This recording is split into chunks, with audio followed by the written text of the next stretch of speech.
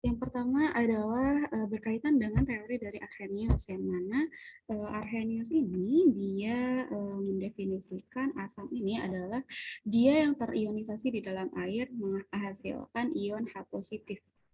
Ya, sedangkan kalau basa adalah ia yang ketika terionisasi di dalam air dia menghasilkan OH negatif. Itu adalah berdasarkan Arrhenius. Sedangkan kalau berdasarkan teorinya Lowry, yang dimaksud dengan asam ini adalah dia yang menjadi donor H positif atau dalam hal ini adalah proton ya teman-teman. Jadi kalau si Lowry ini beranggapan jika dia dikategorikan sebagai asam, suatu senyawa dikategorikan sebagai asam adalah ketika dia menjadi donor proton. Kemudian kalau dia sebagai basa adalah dia yang menjadi aseptor atau dia yang menerima proton. Gitu, itu Lowry. Kemudian ada lagi si Lewis. Lewis ini dia kaitannya bukan donor dan aseptor proton, tapi PEB. Apa itu PEB ya? Ada yang masih ingat PEB apa PEB? Pasangan elektron bebas. Betul, pasangan elektron bebas. Gimana cara kita tahu pasangan elektron bebas dari satu unsur atau senyawa? Pakai apa? Pakai gambar struktur Lewis, Bu. Oke, gimana misalnya nih saya kasih contoh ya, kita punya senyawa NH3 nih teman-teman. Dia punya berapa PEB ya kalau NH3?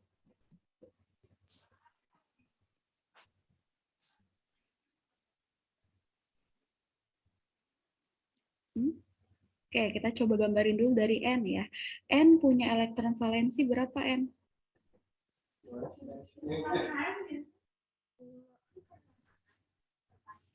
Kalau mau tahu elektron valensi dari sebuah unsur, teman-teman coba ingat-ingat dia letaknya di golongan berapa sih dalam unsur periodik? 5.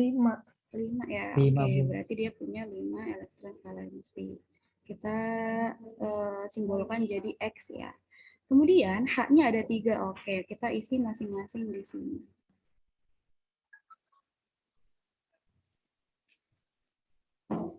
Oke, kalau seperti ini artinya PEB-nya itu yang mana? Yang tidak berikatan. Yang berdekatan dengan H, Bu. Yang ini ya, yang XX di atas ini. Artinya apa? Dia memiliki satu PEB untuk unsur atau senyawa NH3. Gitu ya. Kemudian yang bertindak sebagai karena ini bukan ikatan ya, misalnya ini bukan ikatan. Jadi kita menjustifikasi atau mengidentifikasi dulu berapa sih PEB yang dimiliki oleh NH3, yaitu adalah satu, yang mana ini bisa digunakan untuk berikatan dengan senyawa yang lainnya. Gitu ya, kurang lebih untuk Lewis. Kalau misalnya untuk Arrhenius, kita coba lihat di sini ya. Jadi untuk lebih paham lagi terkait teori Arrhenius, teman-teman bisa menyelesaikan pertanyaan yang ini. Dari larutan A dan B, larutan A. Dari reaksi A dan B, coba teman-teman identifikasi yang sesuai dengan teori Arrhenius itu yang mana? Yang A atau B?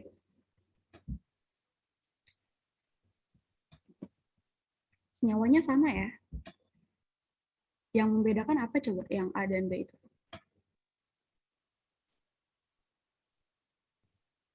Fasenya, Ibu. Oke, fasenya. Yang A, dia fasenya adalah apa?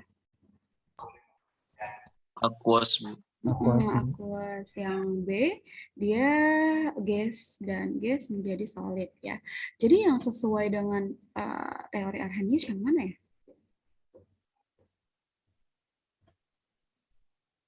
Coba kalian ingat lagi definisi asam dan basa berkaitan dengan teori Arrhenius. Yang A, Ibu. Yang A ya, kenapa? Kok bisa yang A ya? Karena dia nanti jadi bisa larutan nggak sih, Bu? Ya, karena nih keywordnya gitu ya, kalau dalam teori Arrhenius adalah menghasilkan ion H positif dalam larutan. Pun kalau basa menghasilkan ion OH negatif dalam larutan. ya, dalam larutan. Jadi teman-teman di sini pas bisa langsung memilih yang A sebagai jawabannya gitu ya. Jadi ini adalah perhatikan fasenya gitu ya, bahwa Arrhenius ini dia case-nya adalah pada larutan gitu ya, terionisasi dalam larutan. Kemudian yang kedua kita ini aplikasi dari teori Lowry ya. Gitu. Jadi yang yang A ini adalah dia HCl plus H2O. Kalau dia menghasilkan Cl- plus H3O positif. Nah, HCl ini dia sebagai donor ya, sebagai donor proton. Karena apa? Karena dilihat di produk, dia hasilnya adalah menjadi Cl- atau H-nya hilang gitu ya, terlepas H-nya, sehingga dia adalah dikategorikan sebagai asam menurut teorinya Lowry karena dia adalah sebagai donor proton. Kemudian H2O dia adalah bertindak sebagai basa. Karena apa? Karena di produknya dia bertambah atau dia menerima ion H positif. Gitu ya. Nah, dalam kasus ini kalau Cl- ini dan H3O ini dia masuk ke dalam apa ya? Dalam kategori konjugasinya. Cl ini konjugasi apa? Asam konjugasi atau basa konjugasi? Teman-teman masih ingat definisinya? Apa itu asam konjugasi? Apa itu basa konjugasi? Kalau asam konjugasi itu basa yang telah menerima proton. Kalau dia basa konjugasi, asam yang sudah melepaskan proton. Oke, betul ya Ivan ya. Kalau asam konjugasi adalah dia basa ya. Basa yang menerima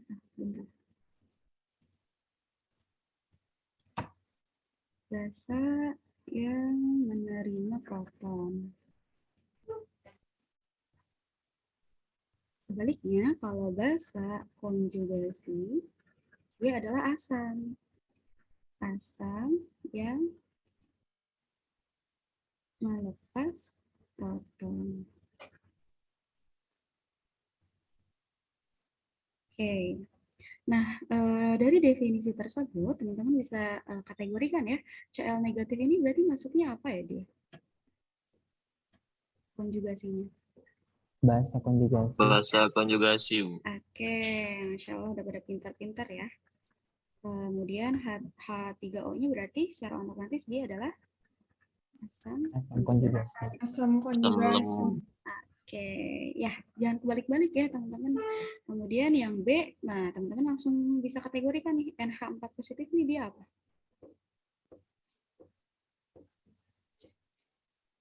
Konjugasinya apa?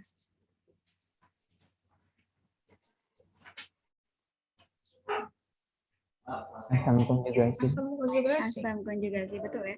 Jadi kalau misalkan mau cepatnya, kalian lihat saja NH3-nya ini apa basa. Oh, kalau dia basa berarti produknya dia adalah kebalikannya jadi asam gitu. Konjugasinya tuh dia jadi asam gitu ya. Berarti dia asam konjugasi. Kemudian H2O adalah dia berarti Basa konjugasi. oke, basa konjugasi. Gitu ya.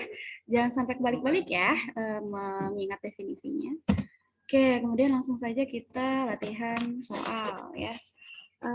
Ada 4 soal. Silakan teman-teman. Ada yang mau jawab yang A? Silakan bisa raise hand. Boleh?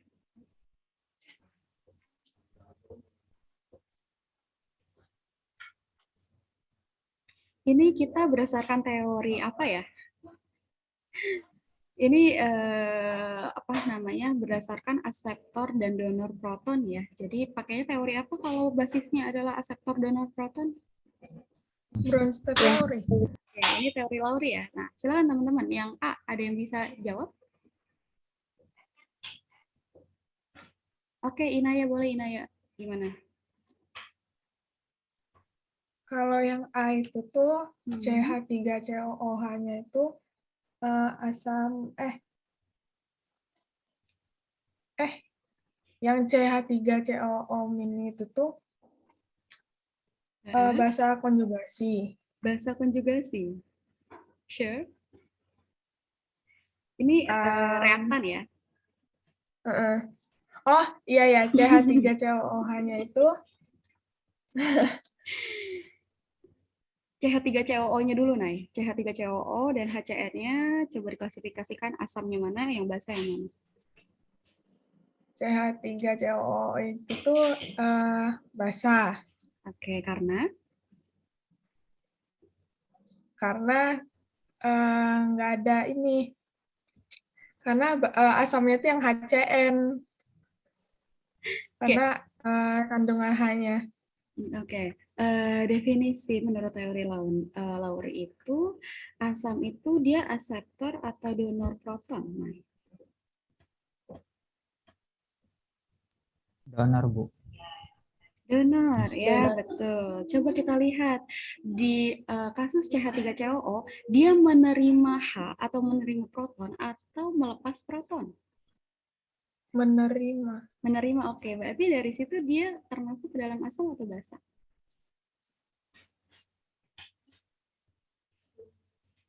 Basa. Basa ya, oke. Kayak gitu ya teman-teman. Jadi definisi ini teman-teman harap ingat baik-baik ya. Jadi kalau secara senyawanya ya CH3COO kan kita bisa lihat dia masuknya asam lemah gitu. HCN iya dia juga asam juga gitu. Jadi teman-teman bingung nanti nentuinnya yang mana yang asam mana yang basa gitu.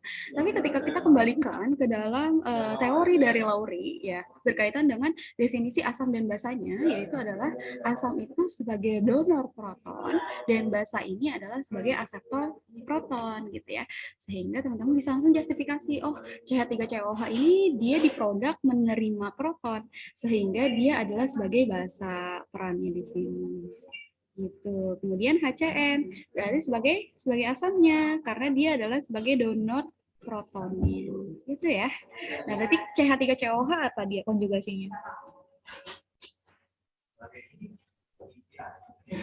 Asam konjugasi. Iya betul, asam konjugasi. Berarti yang CN- adalah basa Basa konjugasi. konjugasi. Oke, gitu ya, paham ya? Oke, untuk soal yang B, silakan. Ada yang mau bantu jawab? Oke, Laura, boleh Laura. Jadi yang HCO3- yang sebelah kiri itu dia basa karena dia nerima proton. Oke. Yang kanan asam. Terus? Yang H2CO3-nya jadi asam konjugasi. Iya. Yang ini? Yang CO3- basa konjugasi. Oke, pintar ya, sudah mulai paham ya. Oke, yang C, silakan. Boleh. Naif, boleh Naif.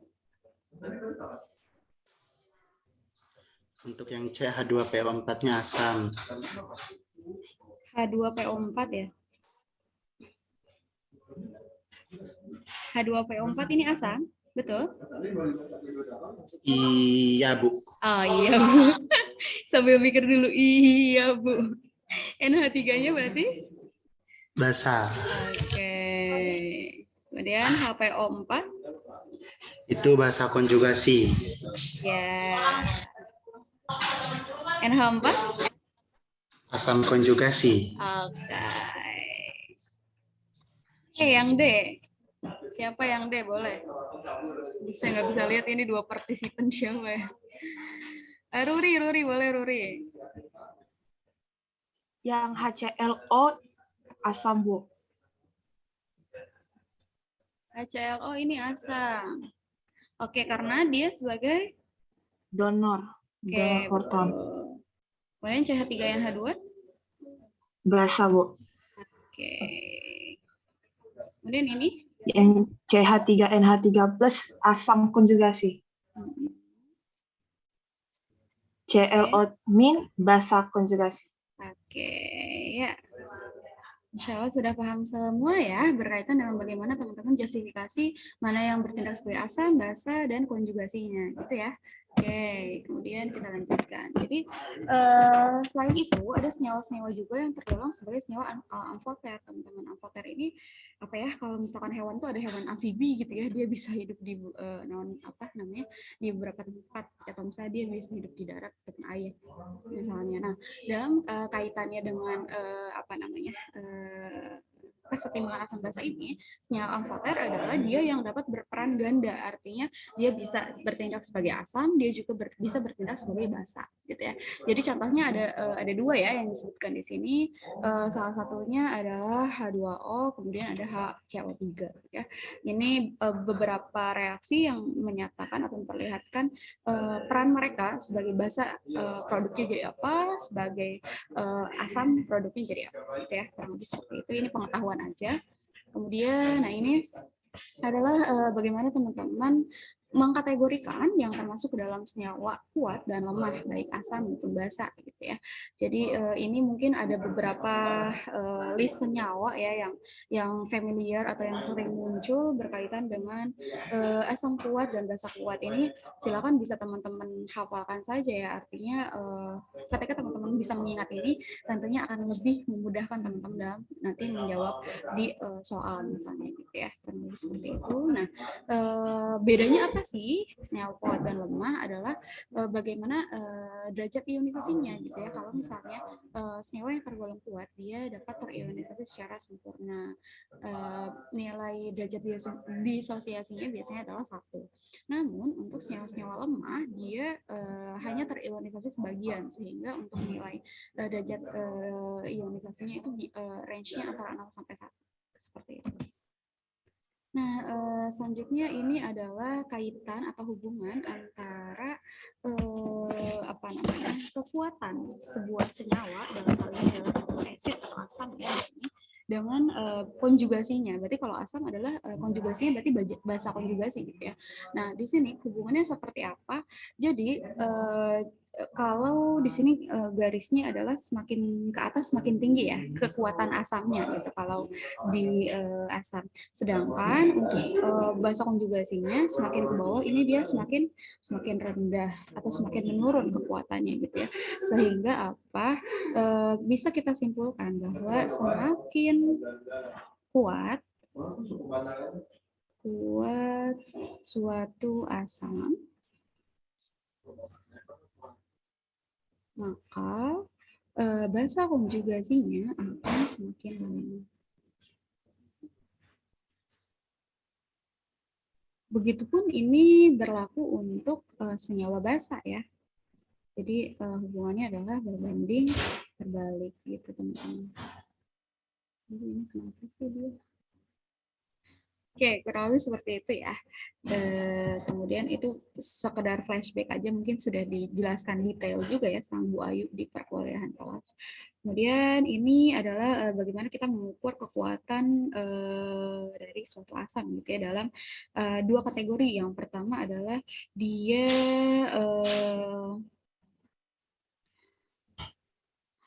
karena kenaikan kepolarannya, kemudian yang kedua dia karena sorry. Kita dua aspek. Yang pertama adalah jika dia adalah senyawa-senyawa dalam satu periode. Periode itu yang horizontal atau yang vertikal ya, teman-teman? Kalau dalam unsur tabel periodik. Vertikal. Apa, Visna? Yang ke bawah. Yang ke bawah. Betul. Horizontal, Bu. Gimana, Ivan? Kolomnya, Ibu. Kolom ya, kolom, betul kolom. Kolom itu yang ke bawah berarti ya? Itu periode, betul?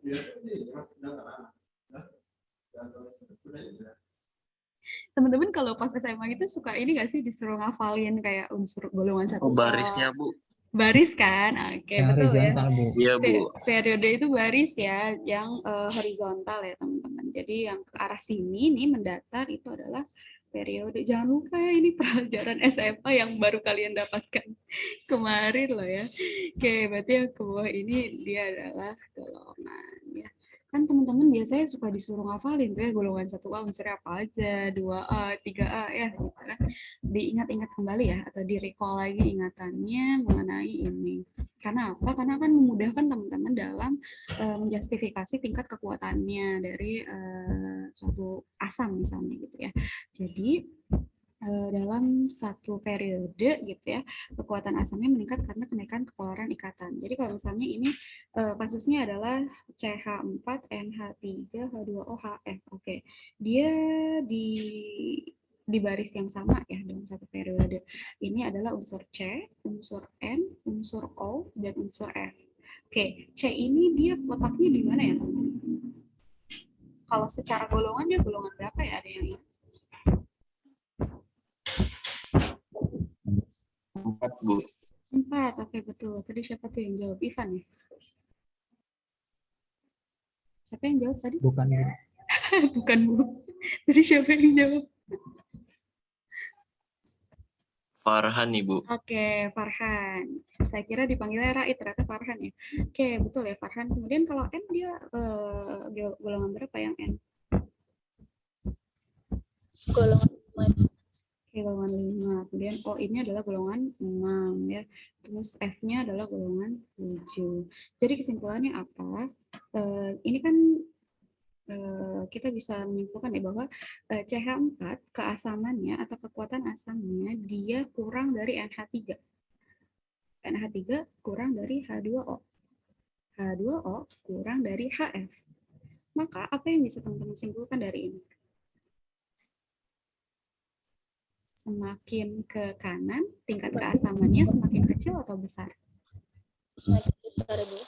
Semakin besar ya? Oke, betul. Jadi untuk dalam satu periode,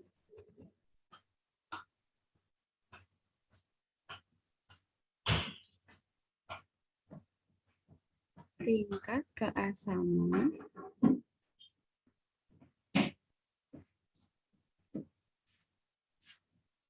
senyawa akan bertambah, akan semakin besar gitu ya. Oke, itu untuk dalam suatu periode. Kemudian kita lihat kaitannya dalam satu golongan. Di sini ya, kekuatan asam bida bertambah dengan melemahnya ikatan HX akibat ukuran X yang semakin besar. Gitu ya. Kemudian di sini clue-nya adalah HF kurang dari HCl, kurang dari HBr, kurang dari HI. Oke. Ini adalah unsur-unsur golongan berapa? Golongan berapa, ada yang ingat? Golongan 7, Ibu. Golongan 7, oke betul. Nah, letaknya F, Cl, Br, I itu semakin menurun apa semakin ke atas? Dari F, Cl. Semakin menurun. Oke, betul. Berarti kesimpulannya gimana? Dalam satu golongan,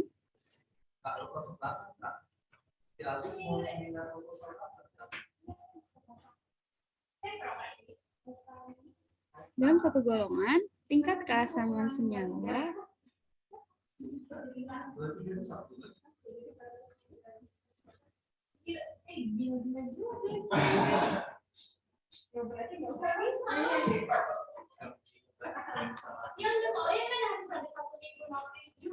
Oke. Jadi dalam Makin satu bawah golongan, semakin kecil, Bu. tingkat keasaman senyawa semakin ke bawah semakin kecil gitu ya. Oke. Iya.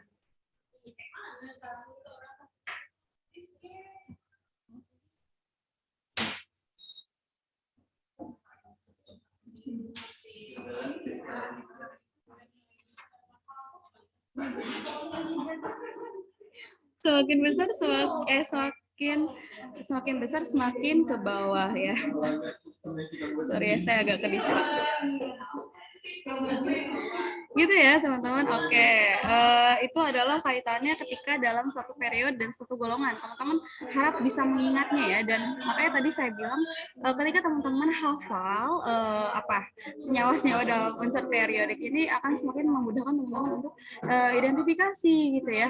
Dia lebih besar yang mana gitu ya. Coba ini pertanyaan ini teman-teman jawab ya. Coba ya. Ini jadi PR deh buat teman-teman. Oke.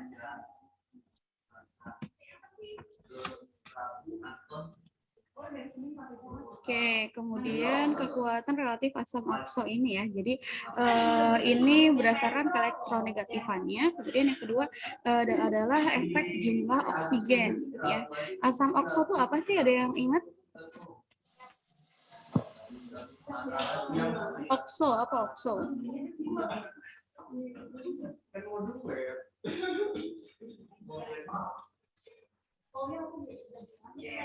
Ada yang tahu? Ada yang ingat?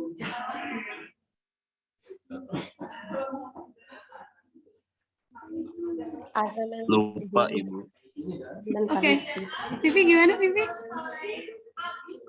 Asam yang mengandung hidrogen, oksigen, dan paling sedikit satu unsur lainnya yang biasanya non-logam. Gimana? Sorry.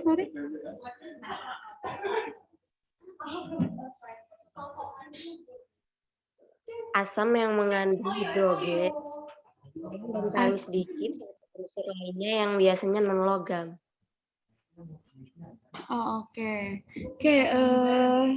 Asam okso ini adalah senyawa halogen ya. Biasanya teman-teman halogen itu adalah senyawa-senyawa golongan 7 gitu, yang mana membentuk ion poliatomik gitu. Dalam hal ini dicontoh gitu ya, dia membentuk ikatan dengan O gitu ya. Nah, di sini adalah HiO4 I ya. Di sini adalah I, golongan 7-nya adalah I, kemudian dia lebih kecil daripada HBrO4, kemudian dia lebih kecil daripada HClO4. Oke, ini teman-teman bisa klasifikasikan berarti ya, jadi semakin meningkat atau semakin menurun ya, dari I ke Br ke Cl. Semakin ke atas atau semakin ke bawah, sorry. Semakin ke atas ya, berarti ini kan yang pertama ini adalah basisnya melihat dari elektronegatifannya gitu ya. Jadi kesimpulannya adalah semakin ke atas ya unsur halogennya itu adalah dia memiliki elektronegatifan yang semakin kuat gitu ya, sehingga tingkat keasamannya juga akan semakin besar. Kemudian yang kedua adalah efek dari jumlah oksigen, teman-teman. Jadi ini kasusnya adalah untuk senyawa yang sama ya. Jadi kan di sini di contohnya adalah HCl ya. HCl. Kemudian perbedaannya adalah di jumlah O-nya gitu ya. HClO dia lebih kecil daripada HClO2, lebih kecil daripada HClO3, dan lebih kecil daripada HClO4. Gitu ya. Artinya apa? Nomor 2 ini efek dari jumlah oksigen adalah semakin banyak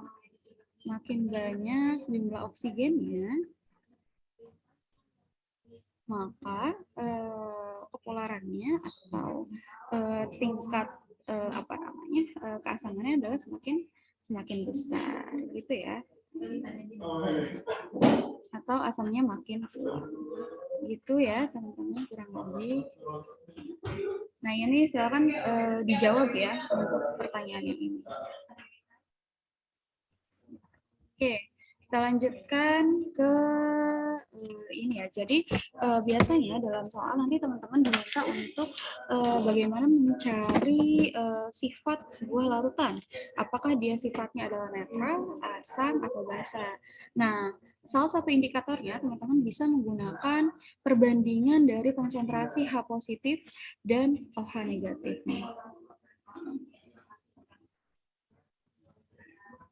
Oke, kalau konsentrasi H positifnya sama dengan OH negatif, artinya apa? pH larutan tersebut adalah netral. Gitu. Jika H positif yang lebih besar, dia termasuk dalam kategori asam. Sebaliknya, jika H positifnya lebih kecil daripada OH negatif, maka dia termasuk dalam larutan basa. Gitu ya. Itu berkaitan dengan konsentrasi dari ion H positif maupun OH negatif ya. Dan untuk mencari konsentrasi H positif atau OH negatifnya, kita bisa menggunakan rumus ini ya, teman-teman. KW sama dengan hasil kali dari konsentrasi H positif dan OH negatif.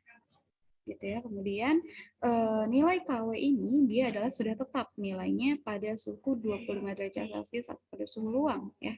Jadi nilainya adalah 1 kali 10 pangkat minus 14. Kalau misalnya nanti di soal tidak diketahui nilai KW-nya berapa, tapi diberikan data atau keterangan berkaitan dengan suhu. Nah, kalau suhunya ada 25 derajat Celcius, teman-teman bisa langsung justifikasi bahwa oh nilai KW-nya adalah 1 kali 10 pangkat minus 14. Gitu ya. Oke, kita langsung masuk ke contoh soal yang berkaitan dengan itu. Oke, di soal ini diketahui bahwa kita diminta untuk sebentar. Diketahui bahwa konsentrasi OH negatif adalah 6,7 kali 10 pangkat min 2 pada 25 derajat Celcius. Oke, berarti di sini sudah tahu ya secara implisit diberikan informasi nilai KW. Berapa nilai KW-nya tadi?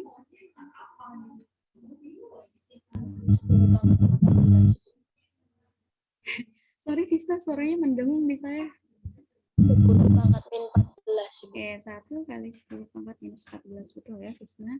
Nah, di sini pertanyaannya adalah apakah larutan tersebut bersifat netral, asam, atau basa? Ya.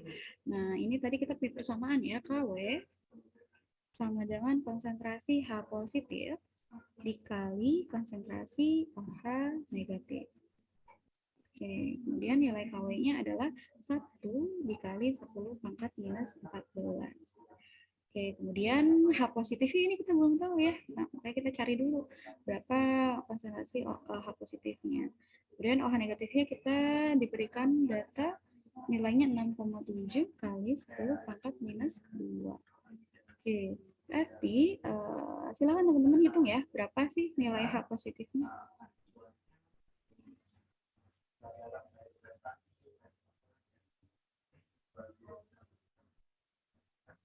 Oke, berapa? Ada yang sudah dapat jawabannya? 1,49 dikali 10 pangkat 1,49 dikali 10 pangkat minus 3. minus 13. Oke. Nah, ketika kita sudah tahu nilai H positifnya, kita bandingkan nilai konsentrasi H positifnya lebih besar atau lebih kecil daripada OH negatif? Lebih kecil, Bu. Lebih kecil ya, artinya apa? Bisa kita ambil kesimpulan bahwa larutan tersebut bersifat Bersifat asam. asam, betul? Basa. Jangan lupa ya, ini kategorinya ya. Kalau H positif lebih besar, itu dia asam. Kalau H positif lebih kecil, dia adalah basa. Sehingga dia ini sifatnya adalah basa ya, teman-teman. Karena H positifnya justru dia lebih kecil konsentrasinya ya. Oke, jangan kebalik-balik ya. Emang ada banyak yang harus teman-teman pahami dan hafalkan gitu ya, berkaitan dengan teori-teori ini. Oke, kemudian ini soal selanjutnya ya. Sama aja sih kayak tadi ya pengerjaannya. Mungkin ada yang mau silakan teman-teman kerjain dulu terus dapat hasilnya berapa deh.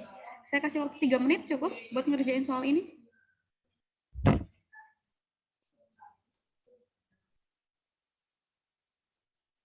Silahkan dikerjain dulu. Nanti kalau ada yang sudah dapat jawabannya bisa raise hand ya.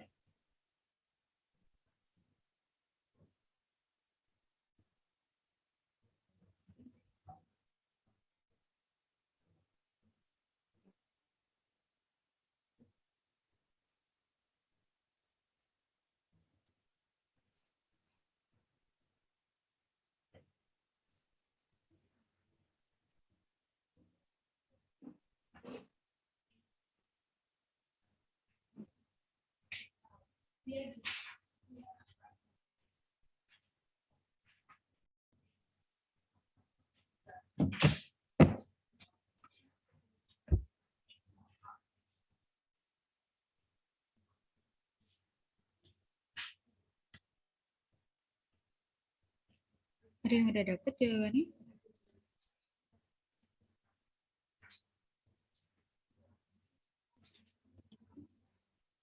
Udah, Bu. Oke, berapa Ivan dapetnya Ivan? Itu mencari konsentrasi OH negatifnya kan, Bu? Iya. Itu hasilnya 7,69 pangkat minus 15. 7, sebentar, saya tulis dulu. 7,692 kali Kali 10 pangkat minus 15. 10 pangkat min? 15. Oke. Oke, saya juga dapetnya sama sih kayak Ivan. Tapi yang lain ada yang dapat angka berbeda nggak?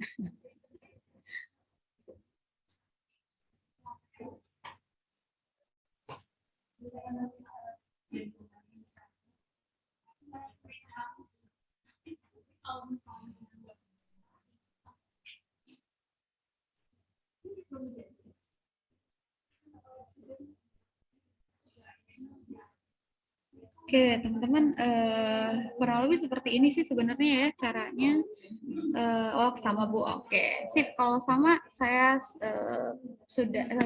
saya ambil kesimpulan teman-teman sudah paham ya pengerjaannya karena masih simpel juga. Jadi kita lanjutkan saja ke bahasan berikutnya. Oke, ini PR aja ya teman-teman. Ini silakan teman-teman kerjakan ya di rumah. Nah, di sini pastikan teman-teman misalnya nih, sebenarnya catatannya adalah misalnya teman-teman mencari BaOH2 ini ya. Teman-teman pastikan kalian tahu BaOH2 dia terurai menjadi apa?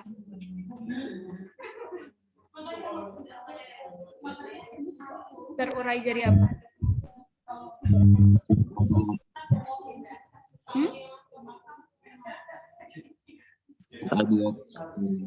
Ba2 positif plus 2 min 2 min 2 min 2 OH 2 OH min. min. Oke. Jadi Ba2 positif plus 2 OH min ya. Oke, nah jadi di sini apa? Misalnya diketahui BaOH2-nya adalah 2,8 kali 10 pangkat minus 4. Nah, berarti OH minnya ini berarti 2 kalinya ya. Berarti 2 kali 2,8 kali 10 pangkat minus 4. Gitu ya. Kemudian ini kan teman-teman diminta untuk menghitung pH ya. Gitu. Nyari pH itu adalah, kalau pH apa rumusnya? Min log dari konsentrasi H plus. Oke. Sedangkan pada soal ini kita tahunya yang ini ya, yang BaOH2 tahunya konsentrasi OH min gitu ya. Berarti kita harus cari tahu pOH-nya dulu ya. pOH sama dengan min log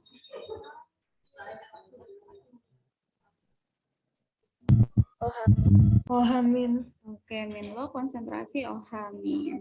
Nah, kemudian biar tahu pH-nya gimana, hubungan antara pH dan pOH gimana? pH ditambah pOH sama dengan 14. Oke, pH plus pOH sama dengan 14, sehingga kalau kita mencari pH sama dengan 14 dikurangi pOH. Kayak gitu ya, teman-teman. Jadi ini kalian dihitung ya dari konsentrasi OH-nya, berarti kan teman-teman tahu nyari pOH-nya berapa ya, pOH sama dengan min log 2 kali 2,8 itu berarti 5,6 ya, 5,6 kali 10 pangkat min 4.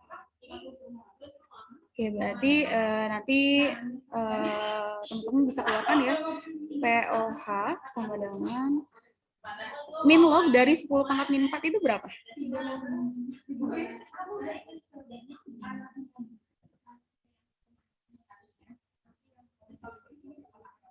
Berapa?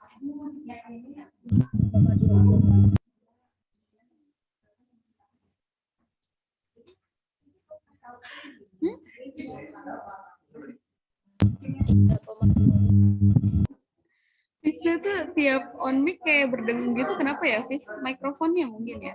Di chat aja ya Fisnya, nggak apa-apa, saya kurang jelas dengar suaranya Fisnya.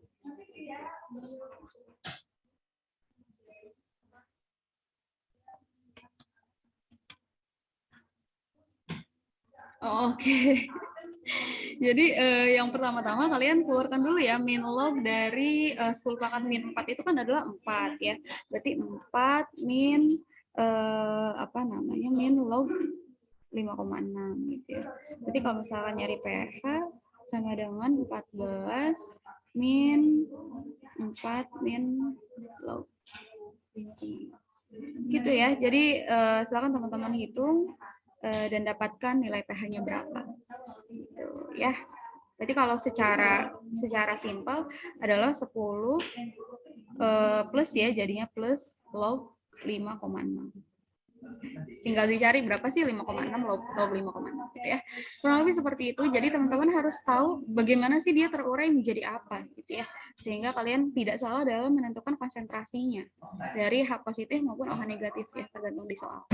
Oke, kemudian selanjutnya adalah berkaitan dengan penentuan konsentrasi H positif kalau dalam kaitannya di sini adalah asam lemah ya.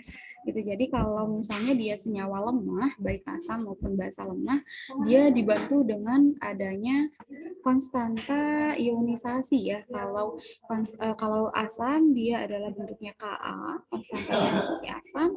Kalau basa dia adalah Kb, konstanta ionisasi basa. Gitu ya. Persamaannya ini teman-teman bisa mengingatnya ya. Oke, kita langsung masuk ke contoh soal aja ya. Gitu, ini karena agak rumit jadi saya kasihin sebagai PR aja ya teman-teman. Takutnya waktunya nggak cukup karena masih ada 9 slide lagi kita. Oke, yang ini aja deh. Jadi ini yang cukup simpel sih sebenarnya. Ada senyawa metilamin atau CH3NH2, dia diketahui nilai Kb-nya berapa dan konsentrasi metilaminnya berapa. Gitu ya. Kemudian kita diminta untuk menghitung berapa sih nilai pH-nya di sini. Oke. Nah, untuk senyawa asam lemah, kok asam lemah? Dia masuknya asam lemah atau basa lemah ya?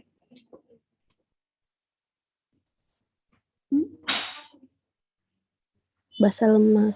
Basa lemah ya. Karena apa? Karena di sini dicirikan dengan munculnya konstanta ionisasi basa ya, sehingga pastinya dia adalah senyawa basa dan hal ini basa lemah.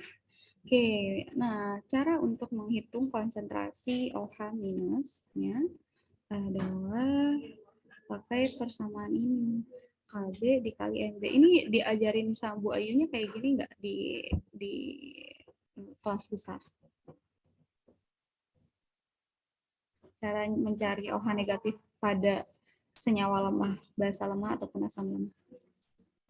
Dikasih persamaan ini kah sama Bu Ayu di kelas?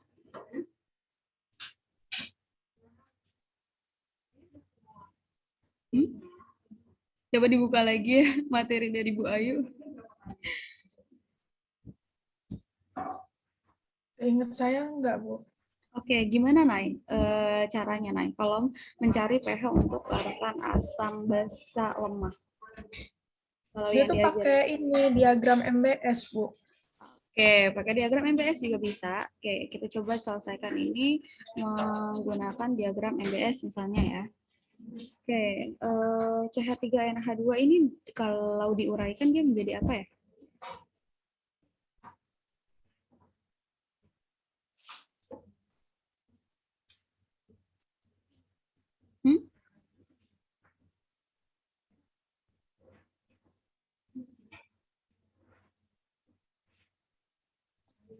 CH3 tambah NH2 min, Bu. CH3 tambah NH2 min. CH3 plus.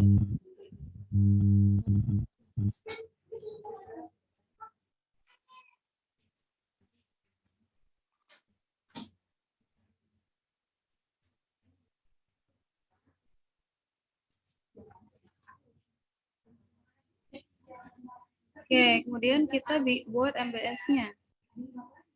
Itu ya. CH3 konsentrasinya 0,26 di sini. Kemudian di sini dia belum terbentuk ya, belum ada. Kemudian yang bereaksinya simbol X. Ya, ini juga ini minus X, ini plus X, ini plus X. Oke, ini 0,26 minus X. X dan ini X. Oke, kemudian gimana? Mencari nilai KB ya? KB, sorry, mencari nilai X ya. Jadi kita punya persamaan KB sama dengan konsentrasi CH3 positif dikali konsentrasi NH2 min dibagi konsentrasi CH3NH2. Oke, kemudian kita masukkan ya dalam keadaan setimbangnya. Konsentrasinya kan berarti ini X dikali X dibagi 0,26 minus X. Ya. Ini KB-nya langsung kita masukin aja nilainya. KB-nya adalah 4,4 kali 10 pangkat minus 4. Gitu. Betul? Kayak gini cara yang disampaikan Bu Ayu di kelas? Dia ini dulu Bu, apa sih konsentrasi awal dibagi KB, nanti kalau dia nilainya itu lebih dari 400, si X-nya itu diabaikan, tapi kalau kurang dari 400, X-nya itu diikut sertakan, kalau nggak salah sih Bu. Iya, oke. Oke, karena sebenarnya ada dua metode ya, gitu. Sebenarnya kalau cara simpelnya pakai yang tadi ya, yang pakai akar dari KB dikali konsentrasi. Tapi oke, maksudnya ini mungkin biar teman-teman paham step by step, nggak langsung pakai cara cepatnya gitu ya. Oke, tadi berarti untuk X-nya yang ini ya, X di CH3NH2-nya. Sorry, siapa tadi? Mau ngomong kah? Kalau nggak mau ngomong, mikrofonnya dimatiin dulu ya. Oke, kita coba dibandingkan ya konsentrasi larutannya 0,26 dibagi dengan nilai KB-nya. Berapa hasilnya? 0,26 dibagi 3 kali 10 pangkat min 4.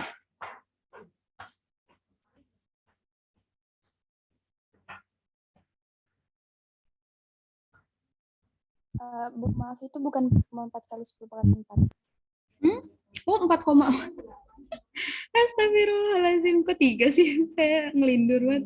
4,4 ya, oke, boleh. Siapa? Jawabannya berapa?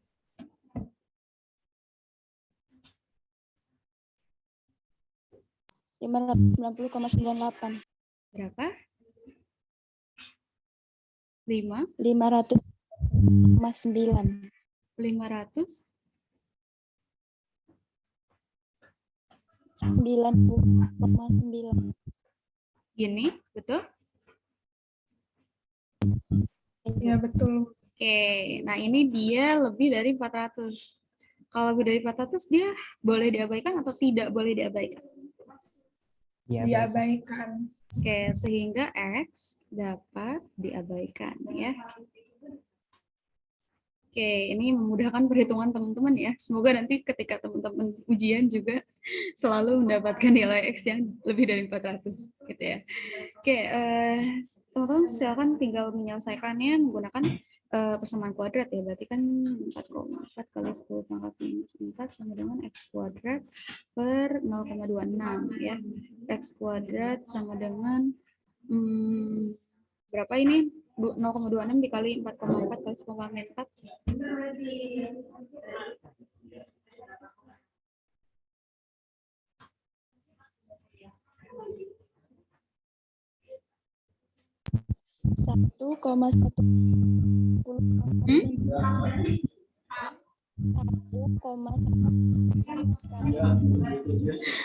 Fisna, di chat aja Fisna. Saya dengung gitu soalnya suara Fisna di saya. Di room chat aja. 1,144 1,144 kali 10 pangkat minus 4. Oke, tinggal diakarkan ya. Kemudian teman-teman dapat X-nya.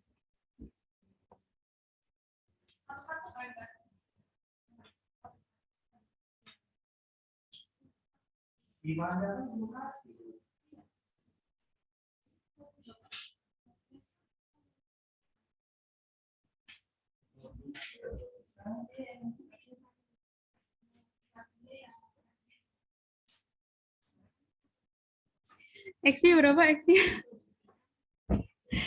Ada yang udah dapet? Tinggal diakarin aja.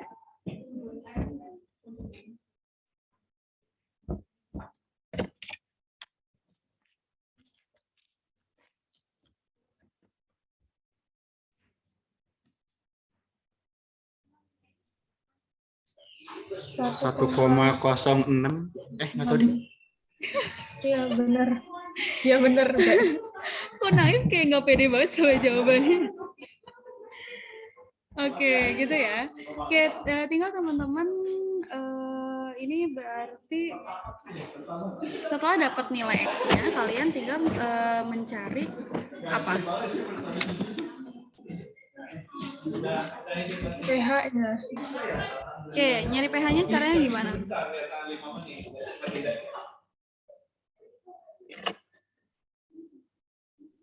POH dulu Bu ya. POH dulu baru pH. POH. Tapi di sini masalahnya tidak ada nilai OH-nya ya. Tidak ada konsentrasi OH-nya. Itu X sama dengan nilai konsentrasi OH min kalau nggak salah. X sama dengan konsentrasi OH min apa OH plus gitu Bu. Lupa aku.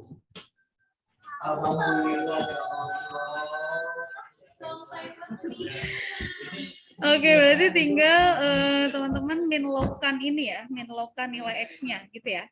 Terus nanti teman-teman cari nilai pH-nya berapa. Gitu ya. Saya sebenarnya masih agak kurang familiar ya sama cara yang ini gitu ya. Tapi ya udah nggak apa-apa. Maksudnya teman-teman lanjutkan saja apa yang dipelajari atau yang diajarkan oleh Bu Ayu di kelas gitu ya.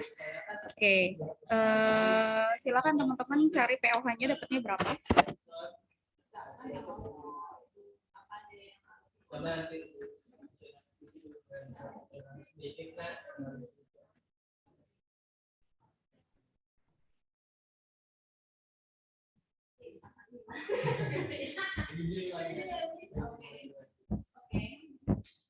Berapa pOH-nya?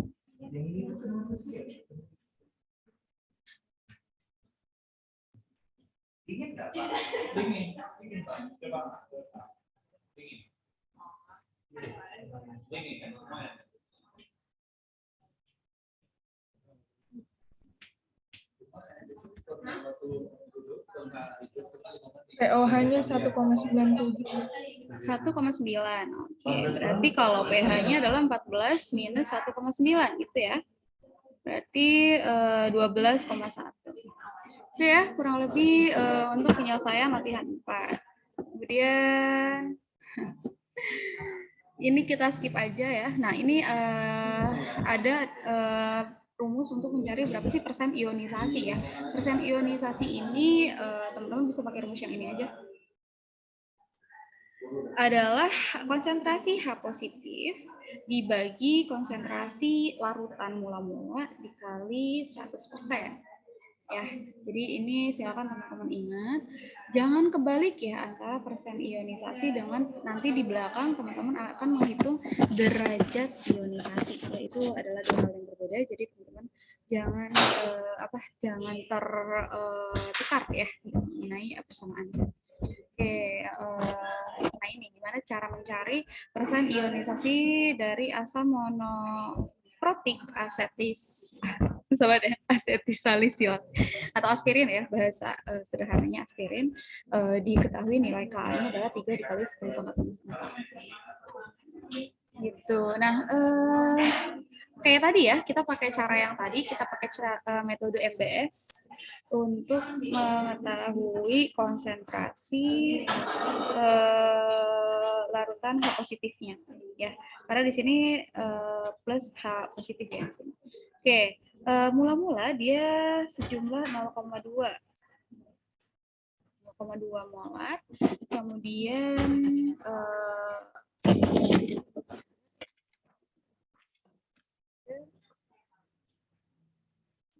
reaksi sejumlah X, dia minus X, ini plus X, ini plus X. Oke, kemudian pada saat setimbang dia konsentrasinya jadi 0,2X, dia plus X, dan X. Nah, seperti tadi, kita coba recheck ya, apakah dia nilai perbandingannya konsentrasi dengan KA-nya, di sini KA ya, dengan KA-nya itu dia lebih besar atau lebih kecil daripada 400. Silahkan dihitung 0,2 dibagi 3 kali 10⁴ berapa?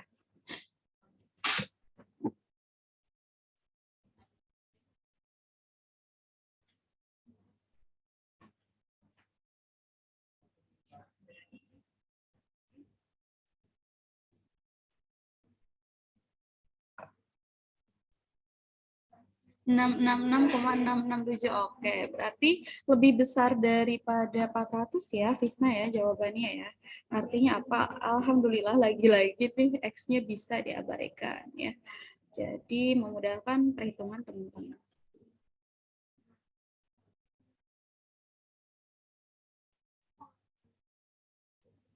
Oke.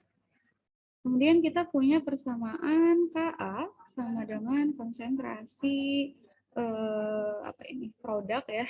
Saya nggak tahu produknya apa namanya ya. Sebut saja HX, kemudian ini dia H positif dibagi dengan konsentrasi awal aspirin ya, HX0. Oke, Ka sama dengan X dikali X dibagi, karena ini bisa diabaikan ya X-nya, bagi 0,2. Ka-nya adalah 3 kali 10⁻⁴. Oke, kemudian tinggal teman-teman hitung X kuadratnya sama dengan 3 kali 10⁻⁴ dikali 0,2. Berapa?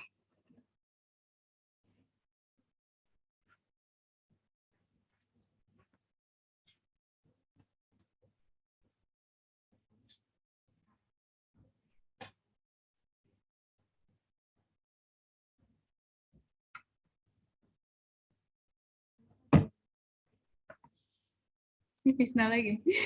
6 kali 10⁻⁵. Oke, 6 kali 10⁻⁵ ya. Silakan teman-teman hitung akar dari 6 kali 10⁻⁵.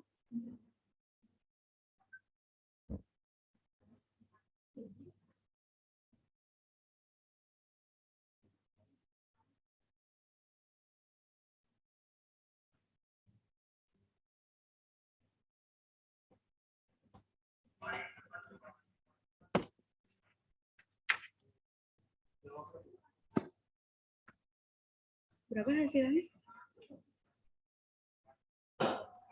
2,44 kali 10⁻⁵. 2,44 kali 10⁻⁻?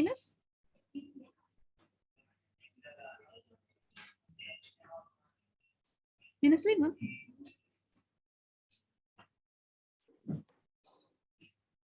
Berapa kan?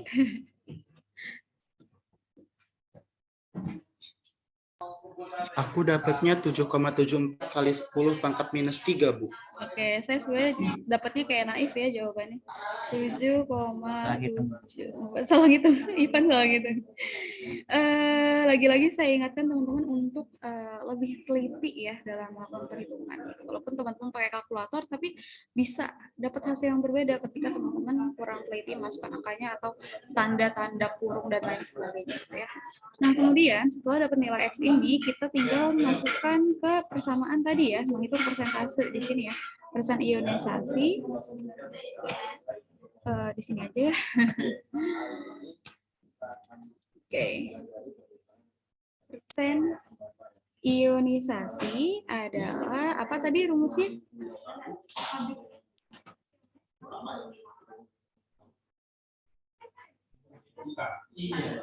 Konsentrasi H positif dibagi konsentrasi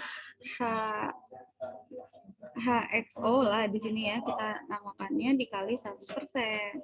Berarti adalah berapa tadi? 7,74 kali 10⁻⁻3 dibagi 0,2 dikalikan 100%. Berapa dapatnya jawabannya?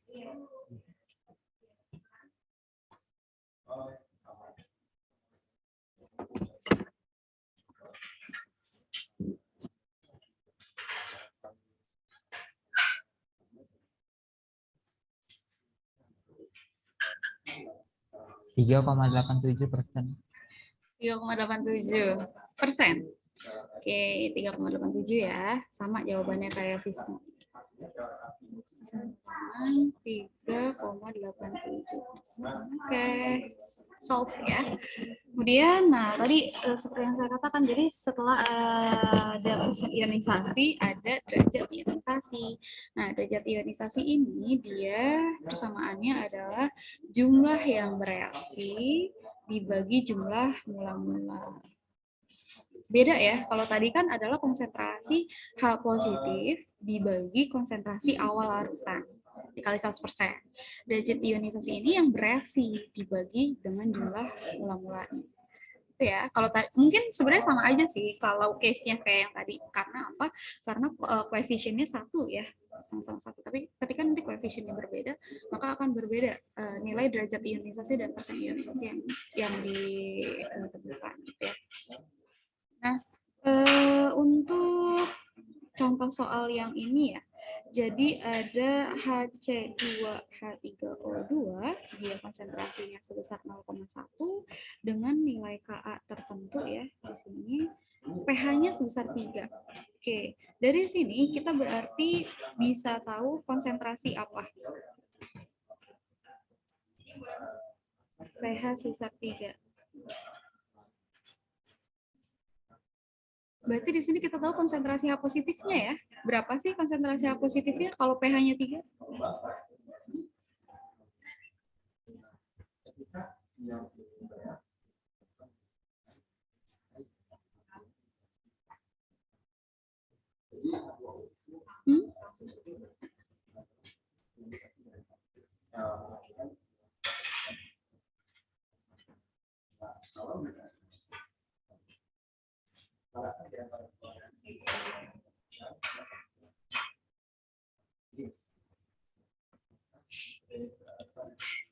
Sepuluh pangkat min 3, betul ya. Kok pada diem sih yang lain? Kan pH itu adalah min log H positif. Nah, di sini pH-nya 3. Artinya apa? Konsentrasi H positifnya adalah 10 pangkat minus 3 gitu ya. Oke, kemudian di sini yang ditanyakan adalah berapa sih persen atau derajat ionisasinya ya. Bukan persen tapi derajat ionisasinya berapa. Oke, kita selesaikan pakai MBS dulu ya kayak tadi. Ini ada HC2H3O2 menjadi H positif plus C2H3O2 negatif. Ya, kemudian MBS di sini. Konsentrasi mula-mulanya 0,1. Sini belum ada. Konsentrasi yang bereaksi adalah sejumlah X. Oke, ini adalah 0,1 minus X, ini adalah X, dan ini adalah X. Oke, kita seperti biasa kita cek 0,1 dibagi berapa? Ka ya? Berapa hasilnya? Apakah lebih besar dari 400 atau kurang dari 400? Lebih besar dari 400, Bu. Oke, semua soal dibikin lebih besar dari 400 ya. Biar teman-teman gampang ngerjainnya.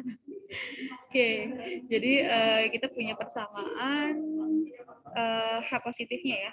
Sorry, berarti nilai X ini adalah 0,1 dikali. Oh, astagfirullah, sorry. Saya lupa. Di sini kan udah diketahui ya kalau konsentrasi H positifnya itu kan 10 pangkat minus 3 ya. Berarti di sini adalah minus 10 pangkat minus 3 plus 10 pangkat minus 3 plus 10 pangkat minus 3 ya. Kali saya lupa. Oke.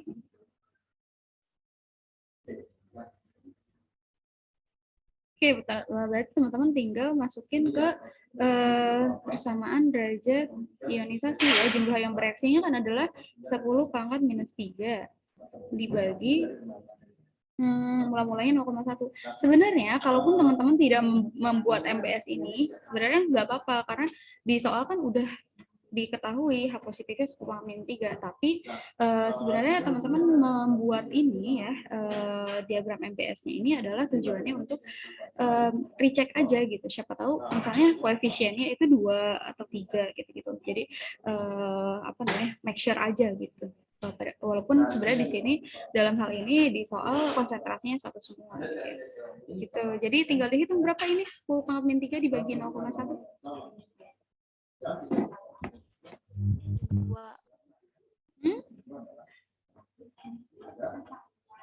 0,01.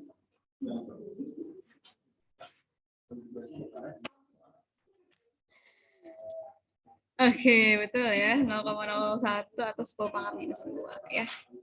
Oke, ini teman-teman mudah ya mencarinya. Kita bahas satu soal lagi yang berkaitan dengan persen disosiasi ya. Satu soal lagi. Oke, kita masih ada waktu. Hitung persen disosiasi larutan HCN. Nah, di sini punya HCN ya. Dia 0,75. HCN itu apa sih, teman-teman? HCN adalah asam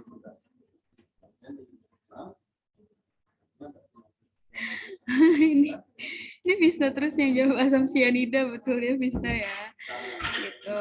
Nah dia diketahui konsentrasi mula-mulanya dan nilai Ka-nya gitu ya. Sehingga di sini teman-teman bisa langsung aja mengetahui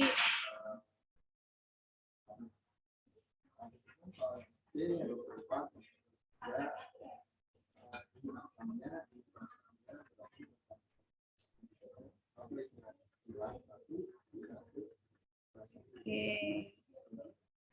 Sama kayak tadi ya, ini persis sekali ya bagaimana penyelesaiannya. HCN terurai menjadi apa? H positif plus apa? CN negatif ya. Kemudian ini di sini ada MBS, kita buat MBS-nya. Mula-mula 0,75. Ini belum terbentuk. Kemudian di sini min X, sini plus X, plus X. 0,75 minus X, X, dan X. Coba dihitung 0,75 dibagi Ka-nya. Hasilnya lebih besar dari 400 kah? Harusnya sih iya ya. Karena ini gede banget, pangkatnya min 10. Tapi silakan teman-teman recheck lagi aja. Betul ya Ivan ya? Iya, Bu. Oke, berarti X ini diabaikan ya. Kemudian teman-teman bisa langsung masukkan saja. Apa tadi rumusnya?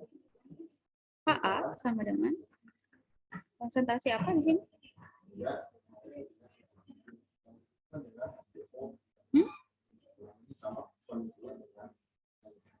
Konsentrasi?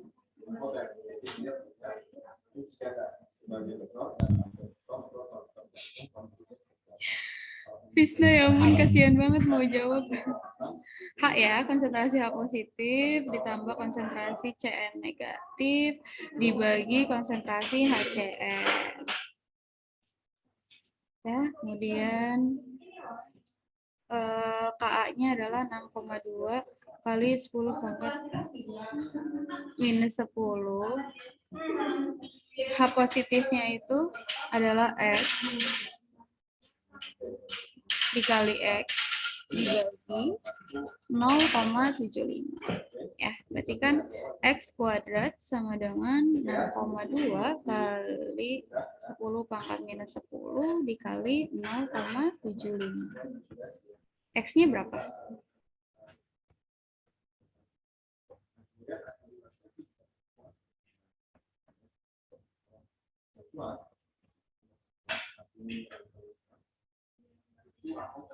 Dua 2,15 kali 10 pangkat minus 5. Kali 10 pangkat min 5. 5. Oke, ini X sama dengan konsentrasi H positif ya. Oke, berarti tinggal masukkan ke persamaan mencari derajat ionisasi ya. Tadi sama dengan apa? Jumlah yang bereaksi dibagi jumlah mula-mula. Yang bereaksinya itu adalah X ya. X-nya itu adalah 2,15 dikali 10 pangkat min 5 dibagi mula-mulanya 0,75. Berapa?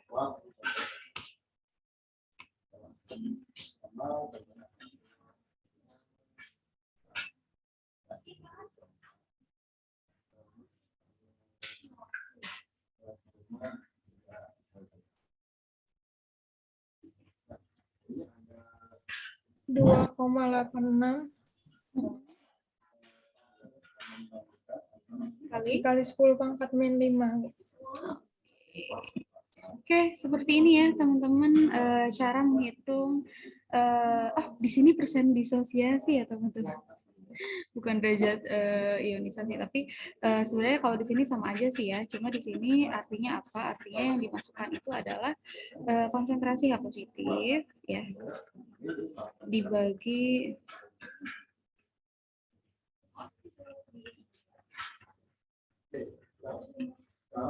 dibagi konsentrasi HCN dikali 100%. Saya juga salah baca soalnya. Oke, berarti sama sih sebenarnya 2,15 kali 10 pangkat min 5 dibagi 0,75 dikali 100%. Kalau dikali 100% jawabannya jadi berapa?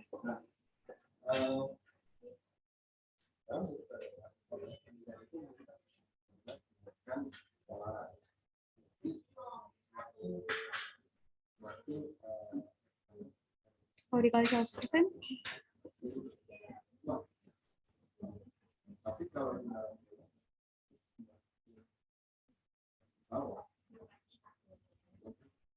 Berapa nih tadi, Nun? Jadi 2,8 kali 10 pangkat min 3%. Oke, kurang lebih seperti itu ya teman-teman.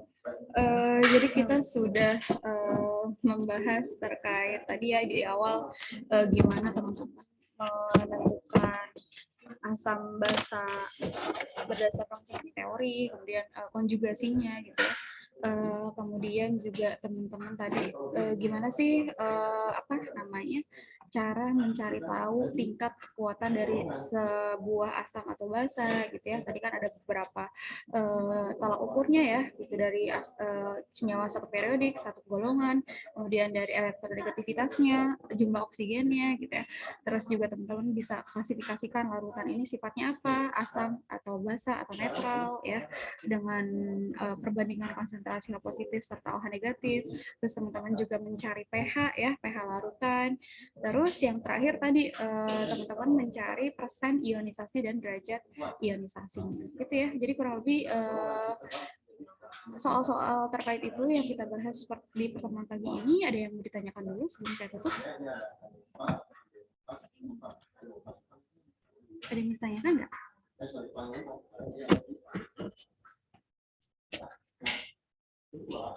Sudah nangkep ya? Sudah paham semua ya?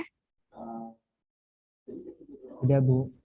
Oke, kalau gitu nanti slide-nya akan saya bagikan ya teman-teman, serta ada dua soal di akhir yang belum dibahas. Nah, itu silakan teman-teman jadikan untuk latihan saja ya, gitu. Karena tadi yang saya bilang bahwa KIDAS ini intinya adalah latihan mengerjakan soal.